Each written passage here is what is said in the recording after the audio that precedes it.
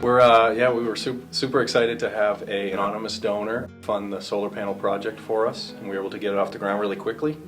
And we're going to be seeing real savings on our electric bills and benefit the whole community.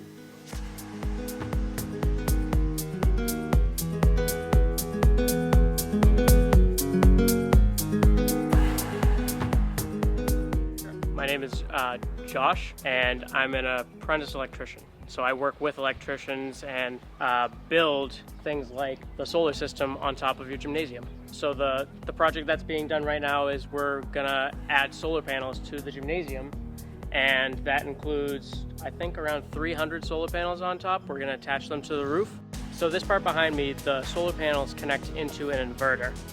They're gonna connect down with some piping over here, down over to all of this equipment. It's going to get changed into usable power, and then it's going to provide power to the school. The power that the sun produces is DC, and the building uses AC. So the inverter changes the DC power to AC power. Electricians power the world.